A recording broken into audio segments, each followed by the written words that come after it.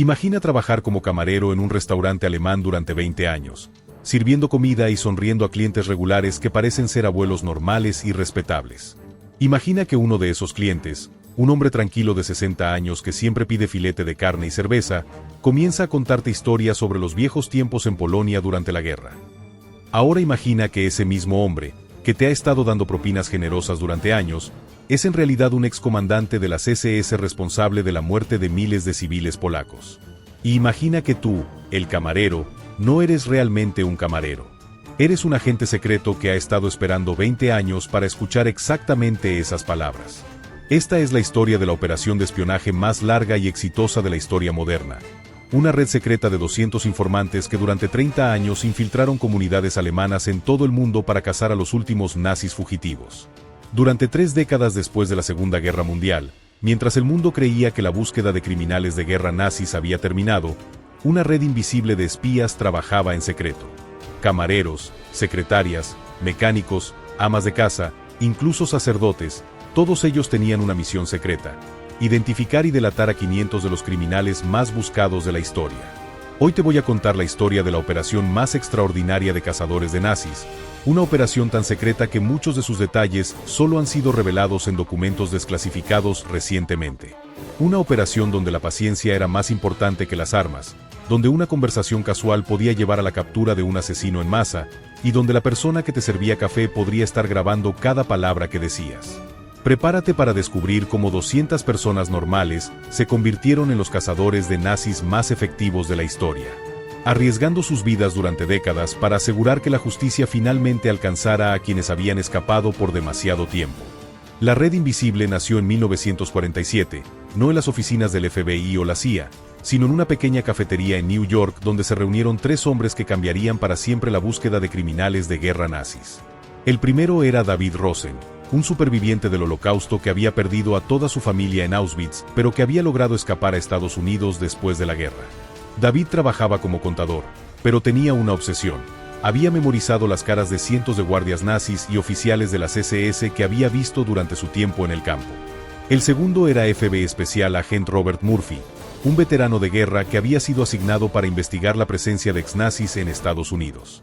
Murphy había descubierto que cientos, tal vez miles de criminales de guerra estaban viviendo vidas normales en comunidades alemanas americanas, pero el FBI no tenía recursos para investigar a cada uno individualmente. El tercero era Jacob Kedmi, un agente del recién formado Mossad israelí que había venido a Estados Unidos para establecer cooperación en la búsqueda de criminales de guerra.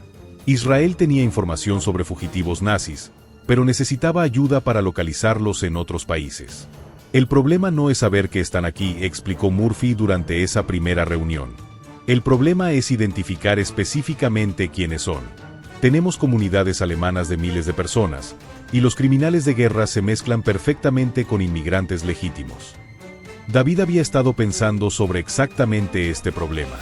Lo que necesitamos, dijo, es entrar en esas comunidades desde adentro.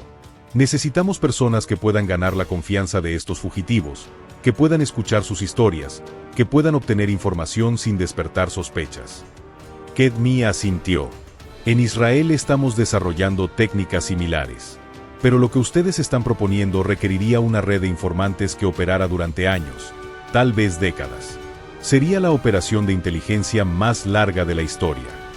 Así nació la idea de la Red Invisible, una operación conjunta entre agencias de inteligencia de múltiples países que reclutaría a civiles comunes para infiltrarse en comunidades alemanas e identificar criminales de guerra nazis. Los primeros reclutas fueron supervivientes del Holocausto que ya vivían en comunidades alemanas americanas. Hombres y mujeres que habían perdido familias enteras pero que habían logrado reconstruir vidas en América, a menudo trabajando junto a alemanes que no sabían sobre su pasado judío. Sarah Goldberg había sobrevivido al gueto de Varsovia y después de la guerra se había mudado a Chicago, donde trabajaba como secretaria en una empresa alemana de importación. Sus jefes y colegas alemanes la conocían como Sarah Goldman, una inmigrante alemana que había perdido a su familia durante bombardeos aliados. En 1948, David Rosen contactó a Sarah con una propuesta que cambiaría su vida. Sabemos que trabajas con alemanes todos los días. Algunos de ellos podrían ser criminales de guerra. ¿Estarías dispuesta a ayudarnos a identificarlos? Sarah no dudó ni un segundo. He estado esperando una oportunidad como esta desde que llegué a América, respondió. ¿Qué necesito hacer? El entrenamiento de Sara fue básico pero efectivo.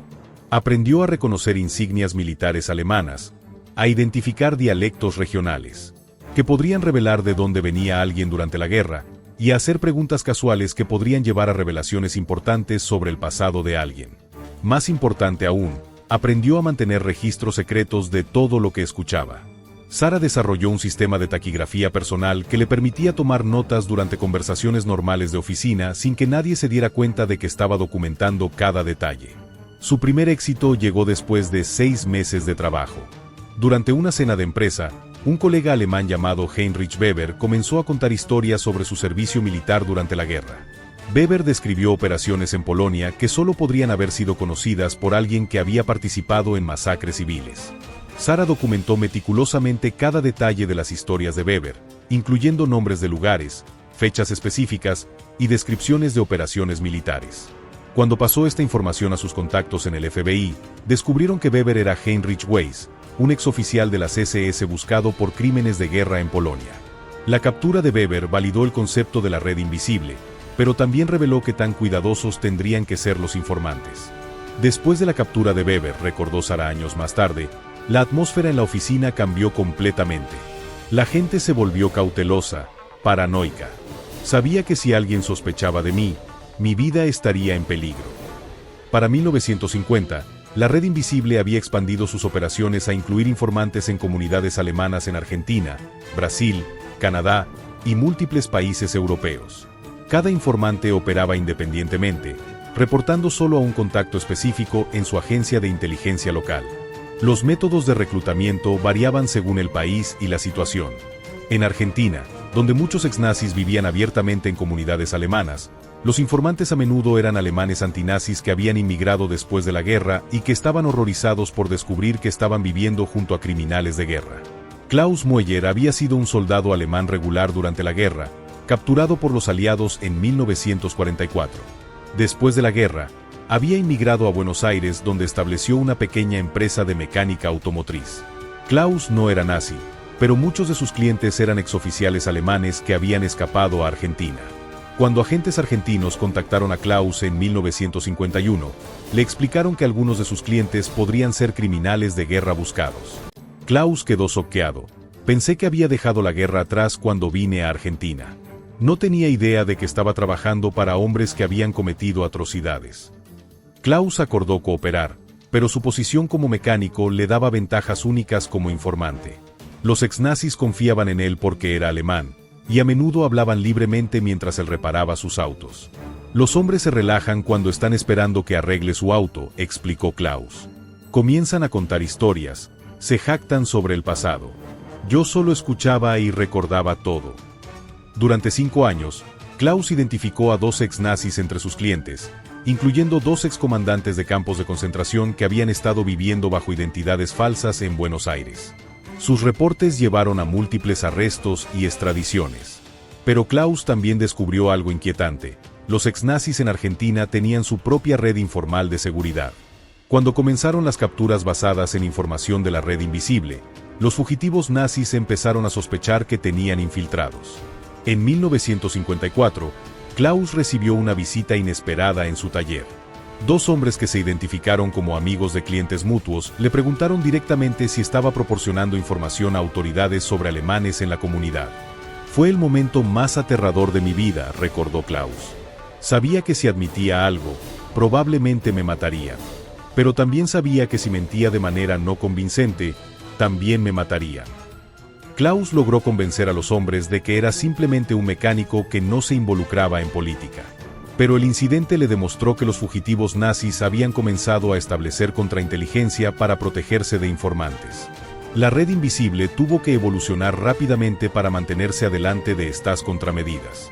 Los controladores desarrollaron nuevos métodos de comunicación, sistemas más sofisticados para verificar la identidad de informantes, y protocolos de seguridad para proteger a agentes cuya cobertura pudiera estar comprometida. Uno de los desarrollos más importantes fue la creación de células de informantes que no se conocían entre sí. Si un informante era descubierto, no podría comprometer a otros miembros de la red. También desarrollaron métodos para exfiltrar informantes cuyas coberturas habían sido comprometidas. Esto significaba proporcionar nuevas identidades y reubicar a informantes en diferentes países, a menudo con sus familias completas. Para 1955, la red invisible operaba en 15 países y había resultado en la identificación y captura de más de 50 criminales de guerra nazis. Pero también se había convertido en una operación cada vez más peligrosa, con exnazis activamente cazando a los cazadores. El juego del gato y el ratón entre informantes y fugitivos se había vuelto mortal, y ambos lados sabían que el error más pequeño podría significar la diferencia entre la justicia y la muerte. Para 1960, la red invisible había desarrollado métodos de operación tan sofisticados que parecían sacados de una novela de espías. Los informantes ya no eran simplemente personas que escuchaban conversaciones casuales, se habían convertido en agentes entrenados, que usaban técnicas avanzadas de inteligencia para penetrar las defensas de comunidades nazis cada vez más paranoicas. Una de las operaciones más extraordinarias de este periodo fue dirigida por Anna Hoffman, una agente alemana judía que había sobrevivido la guerra escondida en Berlín. Después de la guerra, Anna había desarrollado una habilidad única. Podía adoptar múltiples identidades alemanas con tal precisión que incluso otros alemanes creían que había conocido a su familia durante años. En 1961, Anna recibió una misión que parecía imposible: infiltrarse en una comunidad alemana cerrada en una pequeña ciudad de Brasil donde se sospechaba que vivían múltiples criminales de guerra de alto nivel. Estos hombres habían estado escondidos durante 16 años y habían desarrollado sistemas de seguridad sofisticados para protegerse de cazadores de nazis. Anna se trasladó a la ciudad brasileña haciéndose pasar por Ingrid Smith, una viuda alemana que había perdido a su esposo en un accidente industrial y que buscaba comenzar una nueva vida en una comunidad alemana. Su historia de cobertura era perfecta. Tenía documentos alemanes legítimos, hablaba dialectos alemanes regionales, y tenía conocimiento detallado sobre ciudades alemanas que habían sido destruidas durante la guerra. Durante sus primeros meses en la comunidad, Anna se estableció como una ciudadana respetable. Trabajaba en una panadería alemana, asistía a la iglesia luterana local y participaba en eventos sociales de la comunidad. Gradualmente, comenzó a ser aceptada por familias alemanas de largo plazo, incluyendo algunas que tenían secretos que proteger. Su primera pista importante llegó durante una boda comunitaria en marzo de 1962. Anna había sido invitada a fotografiar el evento para el periódico local alemán, lo que le daba una excusa perfecta para tomar fotografías de todos los asistentes. Durante la recepción, notó que varios hombres mayores evitaban ser fotografiados y que parecían conocerse de antes de la guerra. Anna usó técnicas que había aprendido durante su entrenamiento para documentar estas observaciones. Desarrolló un sistema de código basado en recetas de panadería que le permitía comunicar información a sus controladores sin que nadie sospechara que estaba enviando reportes de inteligencia. Su método más brillante era usar pedidos de ingredientes especiales para la panadería como código. Un pedido de harina especial de Baviera significaba que había identificado a un posible criminal de guerra de esa región. Un pedido de especias de Europa del Este indicaba que había encontrado información sobre operaciones en Polonia o Checoslovaquia. Durante el verano de 1962, Anna logró su mayor éxito cuando fue invitada a una reunión privada de veteranos alemanes que se realizaba mensualmente en la casa de uno de los residentes más respetados de la comunidad. La reunión era supuestamente para veteranos alemanes que querían mantener conexiones con su herencia militar, pero Anna pronto se dio cuenta de que era algo mucho más específico. Los asistentes no eran veteranos alemanes normales. Eran exoficiales de las SS que habían servido juntos en las mismas unidades durante la guerra. Durante las reuniones, hablaban abiertamente sobre operaciones específicas, mencionaban nombres de campos de concentración, e incluso se jactaban sobre acciones exitosas contra civiles. Anna logró grabar varias de estas conversaciones usando un dispositivo de grabación miniaturizado que llevaba escondido en su bolso. Las grabaciones proporcionaron evidencia directa de la participación de estos hombres en crímenes de guerra, incluyendo confesiones de asesinatos masivos y descripciones detalladas de operaciones de exterminio. Pero Anna también se dio cuenta de que había descubierto algo más grande de lo que había esperado. La reunión de veteranos no era solo un grupo social, era una red de seguridad activa que monitoreaba amenazas contra exnazis en la comunidad. Durante una reunión en septiembre de 1962, Anna escuchó una conversación que la heló la sangre. Los exoficiales estaban discutiendo medidas de seguridad contra infiltrados sospechosos en comunidades alemanas. Mencionaron específicamente que habían recibido advertencias sobre cazadores de nazis que estaban usando informantes locales. Tenemos que ser más cuidadosos, dijo uno de los hombres. He escuchado que hay agentes judíos infiltrándose en comunidades alemanas en Argentina y Brasil. Necesitamos establecer protocolos para identificar y eliminar a estos traidores. Ana se dio cuenta de que su vida estaba en peligro, pero también sabía que la información que había recopilado era demasiado valiosa para abandonar la operación. Decidió acelerar sus actividades mientras desarrollaba planes de escape de emergencia. Durante octubre de 1962, Ana utilizó su posición en la panadería para obtener acceso a documentos personales de miembros de la comunidad. Cuando los clientes pagaban con cheques, ella fotografiaba discretamente las firmas y direcciones. Cuando hacían pedidos especiales, les pedía completar formularios que incluían información personal detallada. Su técnica más audaz era ofrecer servicios de fotografía familiar para documentar memorias alemanas en Brasil. Muchas familias aceptaron, y durante estas sesiones, Ana lograba fotografiar no solo a las personas sino también documentos, fotografías familiares, e incluso cartas que estaban visibles en las casas. A través de estos métodos, Ana identificó a 7 exoficiales de las SS que vivían en la comunidad bajo identidades falsas. Sus fotografías y documentación proporcionaron evidencia suficiente para arrestos y extradiciones. Pero en noviembre de 1962, Ana fue confrontada por Heinrich Weber, uno de los exoficiales que había estado monitoreando. Weber había comenzado a sospechar que Ana no era quien pretendía ser. Ingrid, le dijo Weber durante una visita a la panadería, he estado preguntando por tu familia en Alemania. Es extraño, pero nadie en tu ciudad natal recuerda a los Smith. Ana sabía que había sido descubierta, pero mantuvo su cobertura perfectamente. Heinrich respondió, mi familia vivía en una parte de la ciudad que fue completamente destruida durante la guerra. Muchas familias fueron dispersadas. No me sorprende que sea difícil encontrar registros. Weber no parecía convencido, pero Ana había preparado esta explicación durante meses. Tenía documentos que apoyaban su historia, fotografías de áreas bombardeadas en Alemania, e incluso cartas de familiares que confirmaban su identidad. Pero Ana también sabía que Weber continuaría investigando, y que eventualmente descubriría inconsistencias en su historia. Necesitaba salir de Brasil inmediatamente, pero también necesitaba proteger la operación y asegurar que la información que había recopilado llegara a sus controladores. Ana desarrolló un plan de exfiltración que involucraría fingir una emergencia familiar que requeriría su regreso inmediato a Alemania. Pero antes de salir, tenía una última misión: obtener evidencia fotográfica directa de documentos nazi que había visto en las casas de los exoficiales. Durante una fiesta comunitaria en diciembre de 1962, Ana usó su acceso como fotógrafa del evento para moverse libremente por las casas donde se realizaba la celebración. Mientras los invitados estaban distraídos con la comida y bebida, Ana fotografió documentos militares, pasaportes falsos, e incluso algunas condecoraciones nazis que las familias habían mantenido escondidas. Estas fotografías proporcionaron evidencia definitiva de las identidades verdaderas de los fugitivos y de su participación en crímenes de guerra. Pero también selló el destino de Ana. Cuando las fotos fueron desarrolladas más tarde, mostraron claramente documentos que solo podrían haber sido fotografiados por alguien con acceso íntimo a las casas de los sospechosos. Ana salió de Brasil en enero de 1963, supuestamente para atender una emergencia familiar en Alemania. Nunca regresó. 3 semanas después de su partida, las autoridades brasileñas arrestaron a 5 exoficiales de las SS basándose en evidencia que ella había proporcionado. Pero la operación de Ana también reveló que los fugitivos nazis habían desarrollado contrainteligencia más sofisticada de lo que los cazadores habían anticipado. Después de los arrestos en Brasil, las comunidades nazis en otros países implementaron medidas de seguridad que harían futuras infiltraciones mucho más difíciles. La red invisible tuvo que adaptarse nuevamente, desarrollando métodos aún más sofisticados para penetrar defensas nazis que se volvían cada vez más paranoicas y letales. Uno de los métodos más innovadores desarrollados durante este periodo fue el uso de informantes románticos. Estos eran agentes, tanto hombres como mujeres, que desarrollaban relaciones románticas con objetivos sospechosos para obtener acceso a información personal y documentos.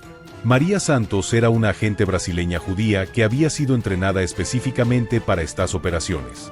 En 1964, fue asignada para investigar a Roberto Müller, un hombre de 45 años que se sospechaba era un exoficial de las SS que había participado en experimentos médicos en campos de concentración. María pasó meses preparándose para la operación, estudiando los intereses de Müller, sus hábitos sociales, e incluso sus preferencias en mujeres basándose en observaciones de sus actividades sociales. Cuando finalmente se conocieron en un evento social alemán, la atracción parecía completamente natural y espontánea. Durante una relación de 6 meses, María obtuvo acceso a la casa de Müller, sus documentos personales, e incluso su correspondencia con otros alemanes en Brasil. Descubrió que Müller era realmente Dr. Heinrich Müller, quien había dirigido experimentos médicos brutales en el campo de concentración de Dachau. Pero María también descubrió algo más. Müller estaba en contacto regular con otros exmédicos nazis que habían establecido una red informal para compartir información sobre técnicas médicas que habían desarrollado durante sus experimentos en campos de concentración. Esta información llevó a una investigación más amplia que resultó en la identificación de una red completa de médicos nazis que habían continuado colaborando después de la guerra. 8 médicos fueron eventualmente arrestados y procesados basándose en evidencia obtenida a través de la relación de María con Müller. Para 1965, la red invisible había evolucionado hacia una operación que combinaba inteligencia humana tradicional con técnicas de espionaje que estaban décadas adelantadas a su tiempo. Los informantes no solo recopilaban información, estaban activamente manipulando situaciones para exponer fugitivos y obtener evidencia incriminatoria. Pero esta sofisticación creciente también significaba riesgos cada vez mayores para los informantes, que estaban operando en territorio cada vez más peligroso contra adversarios que estaban dispuestos a matar para proteger sus secretos.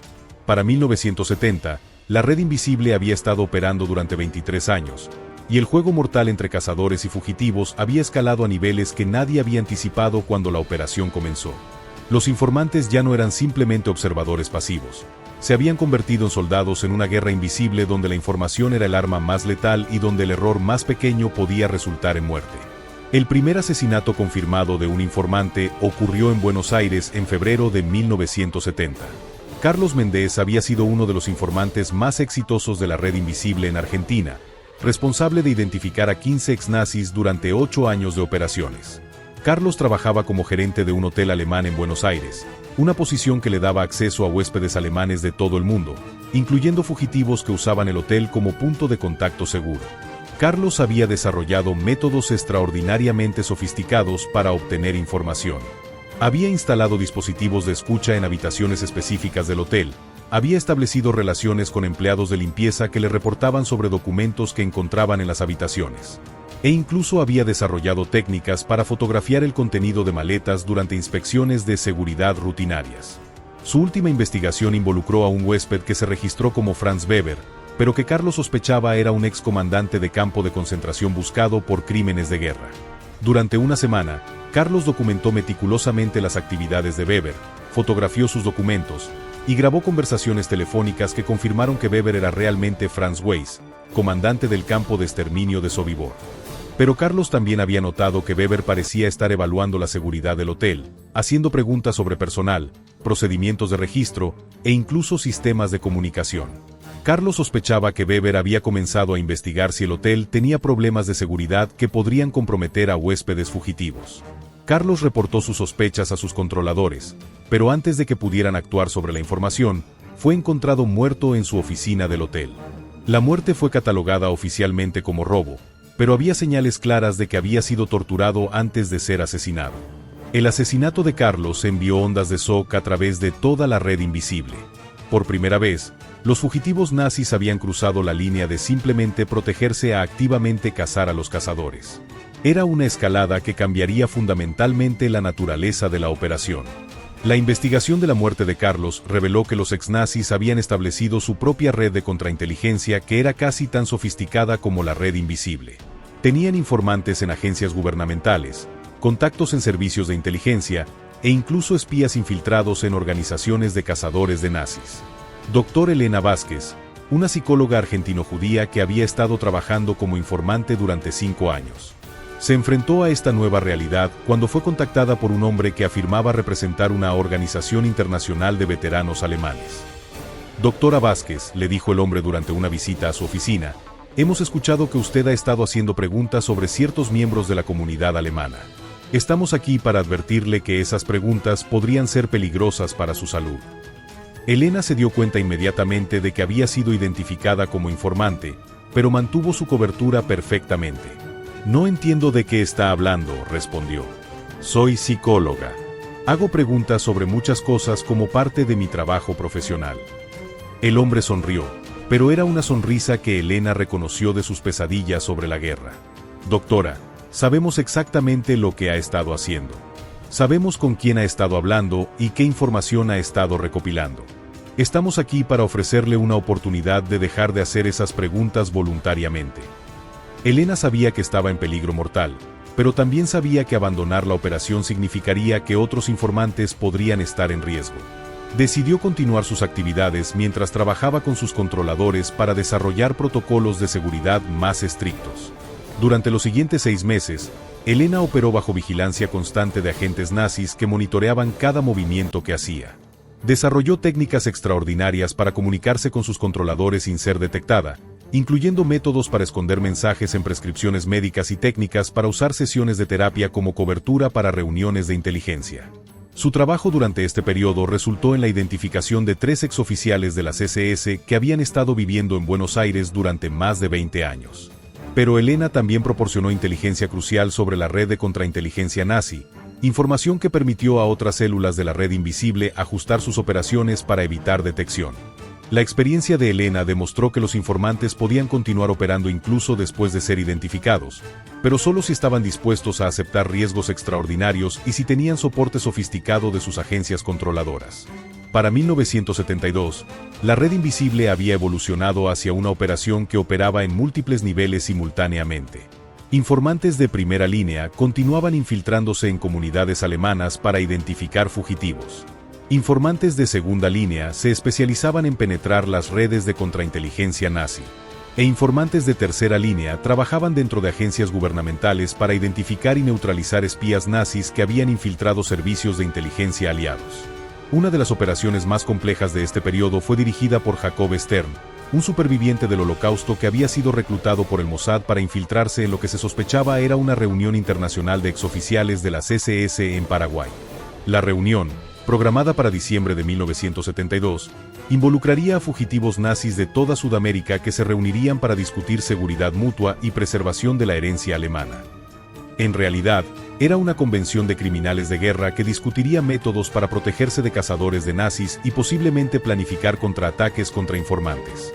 Jacob pasó meses estableciendo una identidad de cobertura como Hermann Stein, un empresario alemán de Argentina que había hecho fortuna en la industria textil.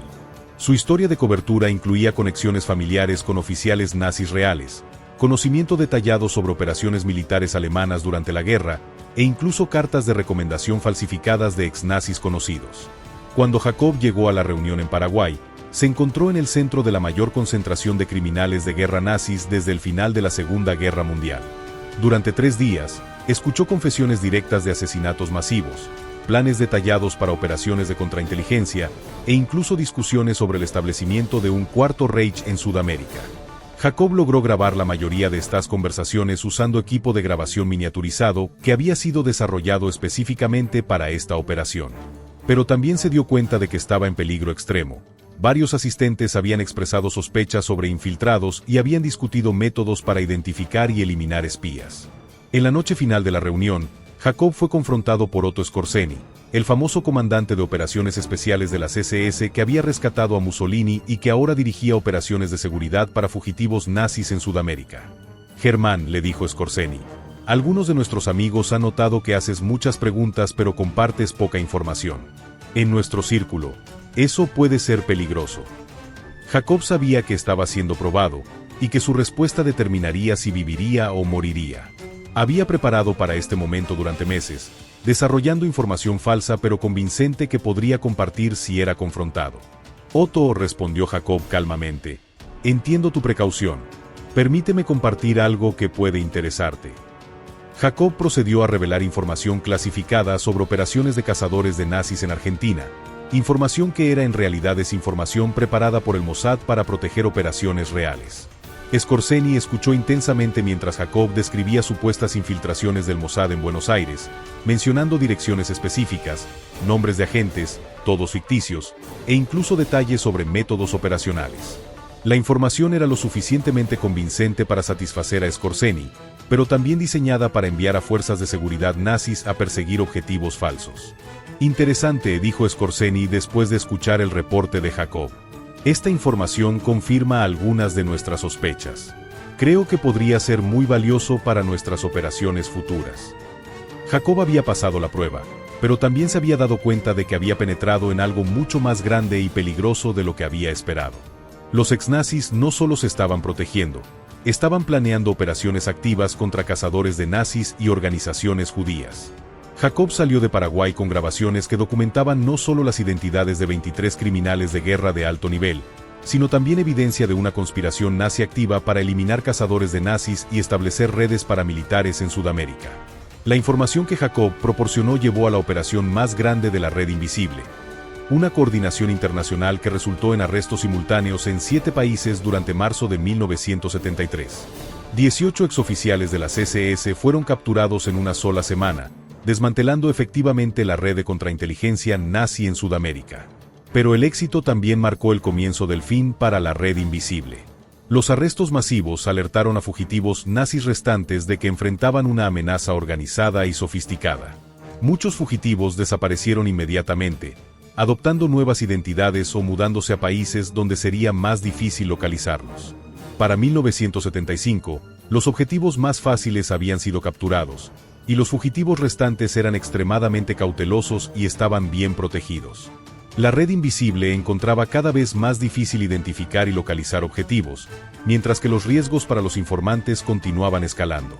El último gran éxito de la Red Invisible llegó en 1977, cuando informantes en Canadá identificaron a un grupo de exmédicos nazis que habían estado trabajando en el sistema de salud canadiense durante más de 30 años. La investigación reveló que estos médicos habían estado intercambiando información sobre técnicas médicas que habían desarrollado durante experimentos en campos de concentración. Dr. Rachel Cohen, una médica judío-canadiense que había estado trabajando como informante durante 10 años, logró infiltrarse en esta red médica y documentar evidencia de que al menos 5 médicos en hospitales canadienses eran ex-experimentadores nazis. Lo más perturbador, reportó Rachel, era que estos hombres habían estado aplicando técnicas que habían desarrollado torturando prisioneros en campos de concentración para tratar pacientes canadienses.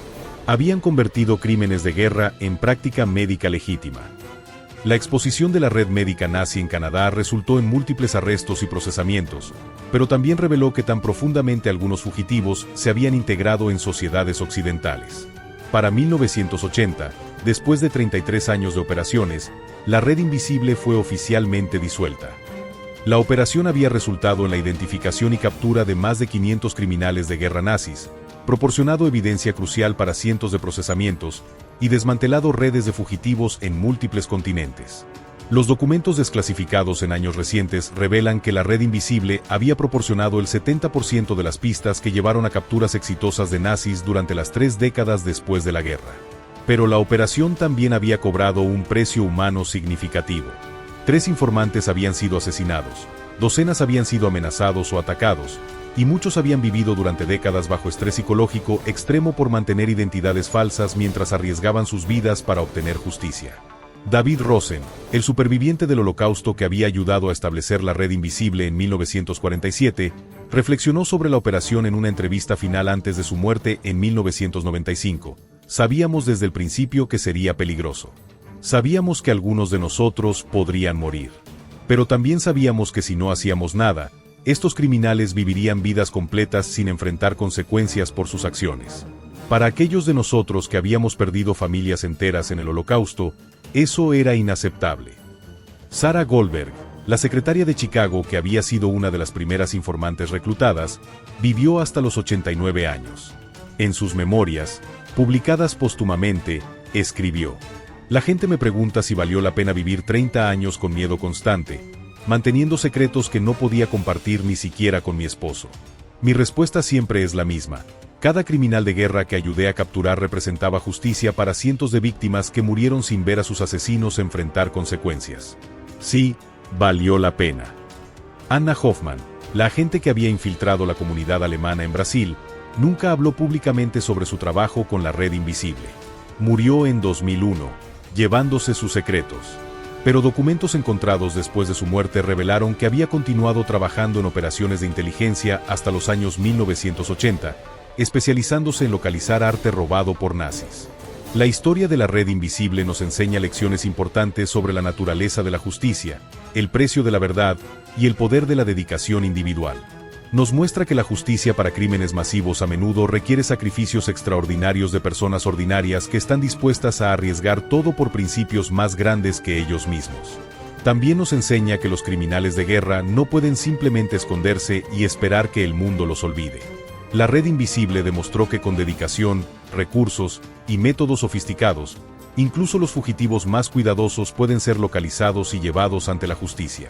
Pero tal vez la lección más importante es sobre el costo de mantener secretos. Los informantes de la Red Invisible vivieron vidas dobles durante décadas, manteniendo identidades falsas, arriesgando sus vidas y a menudo sacrificando relaciones personales por su misión. Fue un precio extraordinario, pero uno que estuvieron dispuestos a pagar por la oportunidad de ver justicia servida. El legado de la Red Invisible continúa hoy en operaciones modernas de cazadores de criminales de guerra y terroristas. Los métodos desarrollados por estos informantes, infiltración a largo plazo, desarrollo de identidades de cobertura sofisticadas y coordinación internacional entre agencias de inteligencia, se han convertido en estándares para operaciones de contraterrorismo modernas. La Red Invisible también estableció precedentes importantes para el uso de civiles en operaciones de inteligencia. Demostró que personas comunes, cuando están apropiadamente entrenadas y apoyadas, pueden ser más efectivas que agentes profesionales para penetrar ciertos tipos de organizaciones criminales. En el final, la Red Invisible no solo cazó a 500 criminales de guerra nazis, también preservó la promesa fundamental de que aquellos que cometen crímenes contra la humanidad eventualmente enfrentarán justicia, sin importar cuánto tiempo pase o que también se escondan. La historia de la Red Invisible nos asegura que, mientras haya personas dispuestas a arriesgar sus vidas por la justicia, ningún criminal está verdaderamente seguro para siempre.